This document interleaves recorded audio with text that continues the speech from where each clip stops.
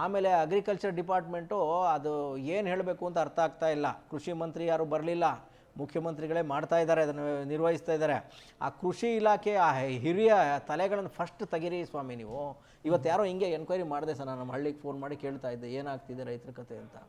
ಈ ಬಿತ್ತನೆಗೆ ಅಂತ ಕಡಲೆ ಬೀಜ ಶೇಂಗಾನ ಕೊಡ್ತಾ ಇದ್ದಾರಂತೆ.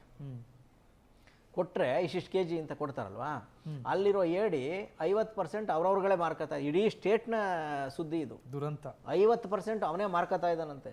ಮಿಕ್ಕ 50% ಆ ಶೇಂಗಾನ ಒಬ್ಬ ರೈತರಿಗೆ 25 kg 30 kg ಬೆಳೆ, ಒಳ್ಳೆ ಬೆಳೆ ಬರ್ತದೆ ಆ ಬೀಜ ಸೋಯಿಂಗ್ ಮಾಡಿದ್ರೆ, ಬಿತ್ತನೆ ಮಾಡಿದ್ರೆ, ಅದನ್ನು ರಾಜಕೀಯ ಪುಡಾರಿಗಳಿಗೆ MLA ಚೇಲಾಗೆ ಒಂದು 10 ಜನಕ್ಕೆ ಕೊಡೋದು, ಮಿಕ್ಕವ್ರು ಇನ್ನೂ ಬೇರೆ ಲೀಡರ್ಗೆ 10 ಕೊಡೋದು, ಅಥವಾ ಇವನು ಬೇನಾಮಿ ಇನ್ನೂ ಯಾರಿಗೂ ಕೊಡೋದು, ಇವನ ಯಾರೋ ಚೇಲಾಗಳಿಗೆ, ಇವನಿಗೆ ಏನೋ ಚಿಲ್ಲರೆ ಕೆಲಸ ಮಾಡೋರಿಗೆ ಮಿಕ್ಕಿದ್ದನ್ನು ಮಾರ್ಕೊಳ್ಳೋದು. ಈ ಕೆಲಸ ಮಾಡ್ತಾ ಇದ್ದಾರಂತೆ. ಯಾರಿಗೂ ರೈತರಿಗೆ ಸಿಗ್ತಾ ಇಲ್ವಂತೆ.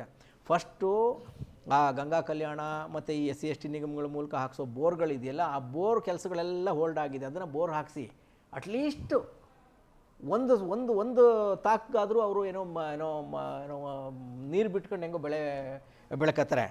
ಎರಡನೇದು ಈ ನೀರು ಸರ್, ಯಾವುದದು ಏನೋ ನೀರನ್ನು ಉಳಿಸೋಕೆ ಕೃಷಿ ಇಲಾಖೆ ಮಾಡ್ತಾ ಇದೆಯಲ್ಲ, ಅದಕ್ಕೆ ಒಂದು ಜಲಾನಯನ ಇಲಾಖೆ ಅಂತೇನೋ ಮಾಡಿದ್ದೀರಿ.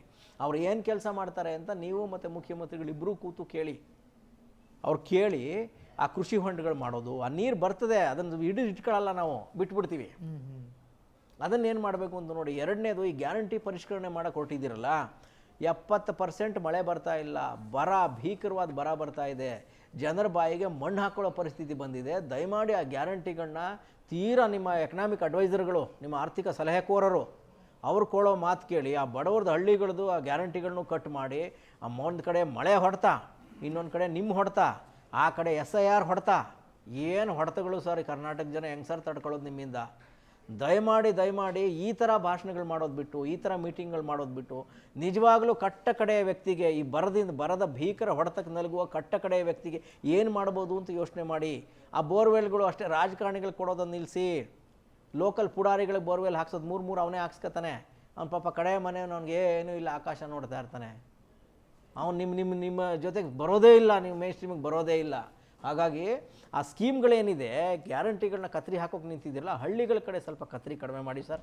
ನಿಮ್ಮ ಶಾರ್ಪ್ ಕತ್ರಿ, ನಿಮ್ಮ ಎಕನಾಮಿಕ್ ಸಲಹೆಕೋರರು ಅವ್ರು ಕೊಡೋ ಕತ್ರಿ ಇದೆಯಲ್ಲ, ನಮ್ಮ ಜನರ ಕುತ್ತಿಗೆ ಕುಯ್ತಾ ಇದೆ ಸರ್, ಕುಯ್ದು ಬಿಡ್ತದದು. ಆಯ್ತು, ಇದೊಂದು ವರ್ಷನಾರು ಪರಿಷ್ಕರಣೆ ತಡ್ಕೊಳ್ಳಿ, ಹೋಗಲಿ, ನಾವು ತಡ್ಕೊತೀವೆಲ್ಲ. ಹಾಗಾಗಿ ಆ ಗ್ಯಾರಂಟಿಗಳನ್ನ ಹಳ್ಳಿ ಕಡೆ ಕತ್ರಿ ಹಾಕೋದನ್ನು ಸ್ವಲ್ಪ ಅವಾಯ್ಡ್ ಮಾಡಿ. ಎರಡನೇದು ಆ ಸ್ಕೀಮ್ಗಳಿದೆಯಲ್ಲ, ನೀರಾವರಿ ಸ್ಕೀಮು, ಅದನ್ನೆಲ್ಲ ಇಂಪ್ಲಿಮೆಂಟ್ ಮಾಡೋಕ್ಕೆ ಗಮನ ಹರಿಸಿ. ಮಿಕ್ಕಿದ್ದು ಇನ್ನೇನು ಮಾಡೋಕ್ಕಾಗಲ್ಲ, ನಮ್ಮ ದೇವ್ರಿಗೆ ಬಿಟ್ಟಿದ್ದಷ್ಟೇ. ನಮ್ಮ ರೈತರು ಇನ್ನೇನಿಲ್ಲ, ದೇವ್ರ ಕಡೆ ನೋಡಿ ಅವ್ನ ಕಷ್ಟ ಅವ್ನು ಅನುಭವಿಸ್ಕೊಂಡು ಅರ್ಧ ವಯಸ್ಸಿಗೆ ಸತ್ತೋಗ್ತಾ ಇದ್ದಾರೆ ಜನ.